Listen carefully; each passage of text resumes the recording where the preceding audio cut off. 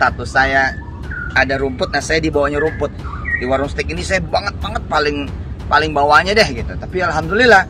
Nah, terima kasih juga nih buat para pelanggan. Gara-gara pelanggan makan di sini, jadi pada bisa nyumbang lewat pajak kurang lebih 100 sampai 200 juta per hari. Itu, Pak. Subhanallah kan. Itu belum dari unit-unit usaha. Tolong kami, Pak. Tenang, tolong. Masalahnya harapannya saya juga itu tok, Pak. Harapan saya juga investasi sama Pak Yusuf Mansur itu tok. Tolong cepet dikasih, Pak. Yang 8%. Kalau nggak dikasih saya ngejar terus, Pak. Saya kejar terus, Pak Ustadz nih. Ya, assalamualaikum warahmatullahi wabarakatuh. Harap saya pribadi dan juga mungkin ada teman-teman saya yang masih di TKW di sana. Kalau memang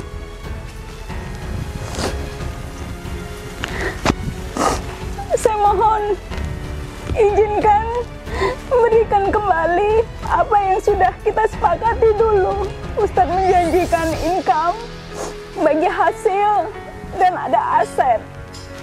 Dan sekarang ini emang saya sangat butuh sekali. Kalau bisa dikembalikan ya Pak ya, untuk membantu kita yang sudah lama keadaan seperti ini ya. Iya. Sementara yang tidak melakukan penggalang terhadap uang umat, ya kan? Seperti misalnya yang Yusuf Mansur akui sendiri, misalnya Warungku Group ya. Warungku Group terdiri dari misalnya Yusuf Mansur mengatakan Steak and Shake, ya kan? Kemudian Bebek Slamet. Iya. Kemudian ayam goreng Mas Mono kan itu ya. Mas Mono, ya. Ya, sementara ya yang jelas jalan dan kelihatan moncer itu adalah Steak and Shake. Kemudian Bebek Slamet kan begitu ya. Iya. Itu kan berjalan dengan baik. Nah, ini yang memang menjadi pertanyaan itu Mas. Jadi kemana saja uang yang digalang dari umat, ya kan, yang dikumpulkan dari umat tuh kemana? Kok bisnisnya hancur berantakan dan tidak ada yang berhasil. Sementara usaha yang tidak melibatkan umat yang dimiliki oleh Yusuf Mansur sendiri, ya kan, dan keluarganya atau afiliasinya itu kok lancar-lancar saja.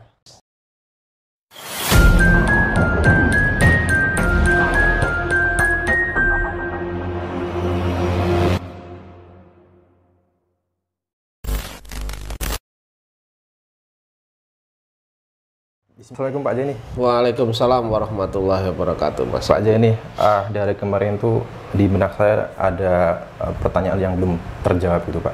Iya. Begini Pak, kita semua tahu Pak ya, bisnis-bisnis yang digagas Yusuf Mansur ini seperti misalkan ya yang dialami Pak Jeni sendiri ini juga Nudibara Pak. Kemudian melibatkan TKW tabung tanah, kemudian patungan usaha, kemudian juga Paytrend, aset manajemen dan lain ini kan semuanya melibatkan umat Pak. Betul. Nah, ini kok berakhir dengan kegagalan semua. Nah, sementara bisnis-bisnis yang digaung-gaungkan, yang dikorban oleh Yusuf Mansur, yakni bisnis kulinernya, ya ini kan tidak melibatkan umat Pak. Iya. Ini kenapa malah paling moncer sendiri ya Pak ya? Bisnis melibatkan umat gagal, amburadul, tapi bisnisnya sendiri itu malah makin berkembang begitu Pak. Nah ini menurut pandangan Pak Jeni bagaimana nih Pak? Jadi begini ya, berkaitan dengan bisnis Yusuf Mansur yang melibatkan umat, kemudian menggalang dana umat yang masa disebutkan tadi ya. Iya betul. Biar juga nanti pemirsa juga tahu Mas gitu ya. Di antaranya adalah berkaitan dengan investasi batubara yang melibatkan kurang lebih yang tercatat tuh sekitar 250 orang. Kemudian kerugiannya sekitar waktu itu yang uang yang bisa masuk ya tersetorkan yang dari Darussalam saja itu sekitar 55 lah begitu. Kemudian ada investasi lagi yang melibatkan umat juga yang menggalang umat uang umat juga, yaitu PSI Mas, Peritra Sentosa Internasional atau Paytren ya. Nah ya, di sana ada Paytren e-money, ada Paytren Asset Management, kan begitu. Kemudian ada lagi penggalangan dana masalah misalnya tabung tanah, ya kan? Iya, betul. Yang melibatkan para TKW atau TKI ya. Kemudian ada lagi investasi patungan Hotel City. Betul. Dan masih banyak yang lainnya ya. Itu hampir semua kalau melibatkan uang umat itu Yusuf Mansur itu kan ibaratnya sampai dengan saat ini nggak berjalan lah, ya kan? Belum ada satupun yang berhasil saya kira. Belum, tidak ada satupun yang berhasil, ya kan begitu. Itu yang tidak ada satupun yang berhasil.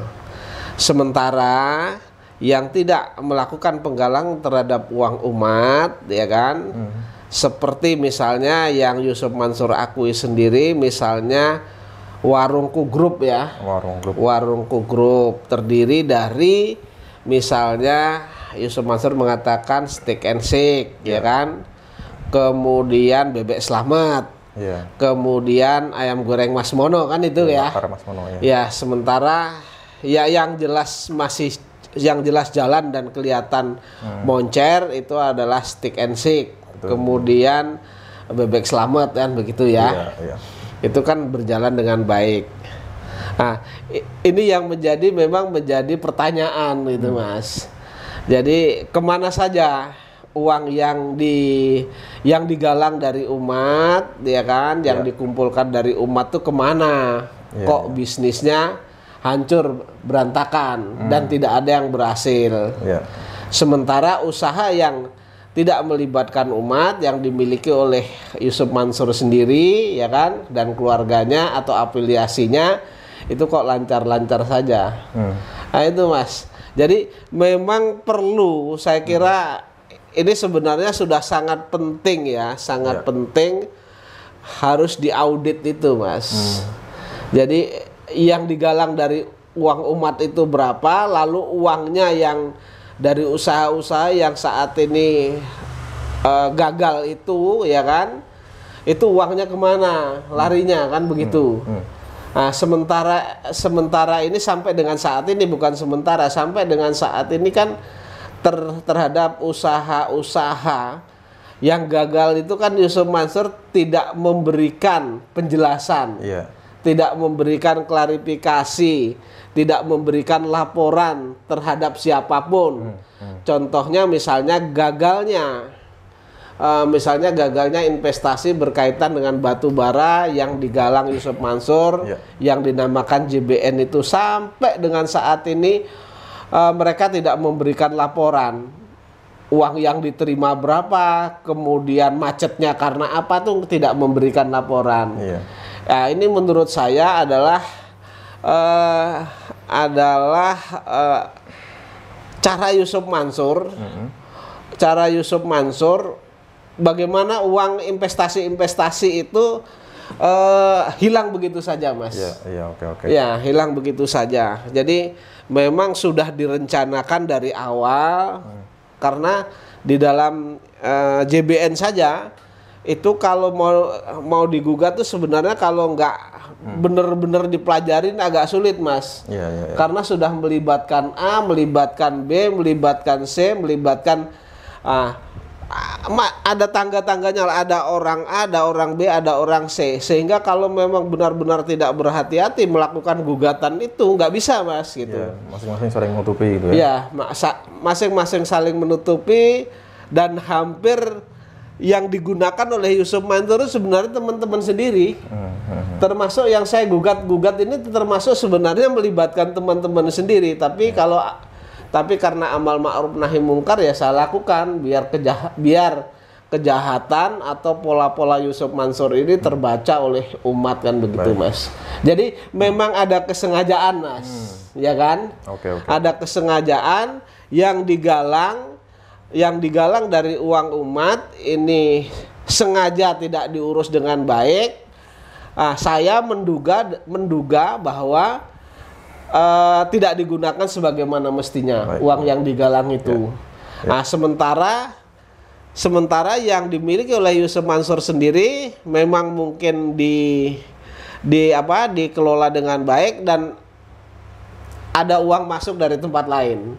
Makanya perlu diaudit berkaitan dengan usaha Yusuf Mansur ini, begitu Mas. Jadi yang dimaksud Pak Zaidi ini bisnis yang lipat ke tempat ini diduga memang ada unsur kesengajaan Pak ya? Unsur kesengajaan menurut saya. Bukan karena ketidakmampuan dalam mengelolanya. Karena kalau misalkan dengan alasan ketidakmampuan, kenapa hampir semuanya Pak ya? Ini gagal semua begitu loh. Jadi memang ada unsur kesengajaan dan unsur ketidakmampuan ada Mas, bukan unsur mampu ya. Ketidakmampuan ada, tetapi yang melibatkan Yusuf Mansur dan apilisanya berserta keluarganya ya, yang dikelola ini kan yang kelola tidak Yusuf Mansur sendiri Mas, gitu. Tetapi sengaja mungkin disengaja yang di sini memang sengaja dibangkrutkan. Kemudian modal yang digalang dari umat itu kan juga nggak jelas, ini sengaja gitu loh. Menurut hemat saya ada suatu penyalahgunaan uang yang digalang oleh umat ini dilarikan ke tempat lain. Kalau saya menduga seperti itu.